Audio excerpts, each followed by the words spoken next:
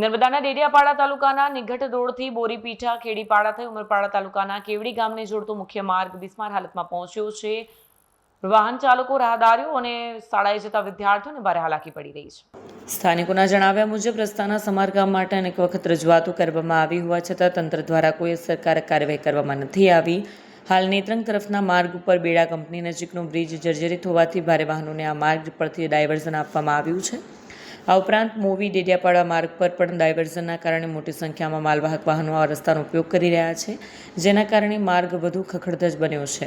સ્થાનિકોમાં તંત્ર સામે ભારે નારાજગી છે। તેઓ તાત્કાલિક માર્ગનું સમારકામ કરવાની માંગ કરી રહ્યા છે। હવે તંત્ર પર સૌની નજર છે। નમસ્કાર, જય જગતનાથ। હું આપનું સિદ્ધરાજસિંહ વાઘેલા। 2-3 દિવસથી જે ભારે વરસાદ થયો એના કારણે ખેડૂતોને મોટું નુકસાન થયેલ છે। સુઈગામ તાલુકાની અંદર વધારે નુકસાન છે।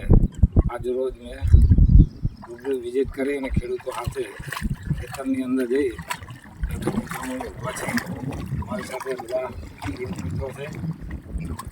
એ ખેડૂતોએ અત્યારે મોટા ભાવના કપાસ, ધાન, મગ, બાજરી વાવેતર કરેલ, મગફળી તમામનું વાવેતર કરેલ છતાં અત્યારે નિષ્ફળ ગયેલ છે।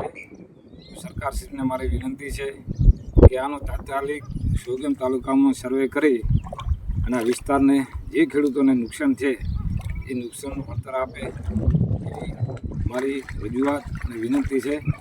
મારી સાથે ખેડૂત મિત્રો છે, તેમને પણ આપણે શું આપણા ખેતરની અંદર આજે વાવેતર કરેલું હતું।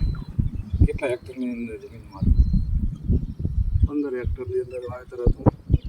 જેની અંદરથી 8 હેક્ટરની અંદર મગફળી હતી, 3 હેક્ટરની અંદર કપાસ હતો, 1 હેક્ટર બાજરી હતી, 1 હેક્ટર મગ હતા અને ઘાસચારો હતો 5 હેક્ટર જેવો। બધું અત્યારે નિષ્ફળ ગયું છે। બિયારણની દ્રષ્ટિએ અને ટ્રેક્ટરની દ્રષ્ટિએ 2 થી 2.5 લાખ રૂપિયાનો ખર્ચો હતો મારો। સરકારની રજૂઆત છે, અપેક્ષા છે કે વળતર ચૂકવે, સર્વે કરે, ખેતરે ફરે અને સર્વે કરે સુઈગામ તાલુકામાં। ખેડૂતને એવી માગ છે કે જે ખેડૂતોને નુકસાન થયું છે અને નુકસાન દેખાઈ રહ્યું છે, તો સરકારશ્રીને વિનંતી છે કે આને તાત્કાલિક સર્વે કરી અને ખેડૂતોને રાહત આપે।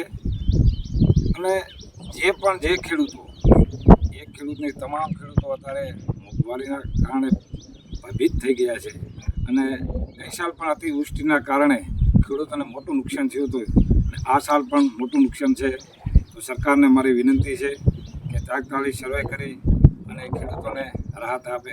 જય જય કરી ગુજરાત। વિડીયો જર્નાલિસ્ટ સર્જન વસાવા સાથે સરિયા ટીવી ન્યૂઝ ડેડિયાપાડા।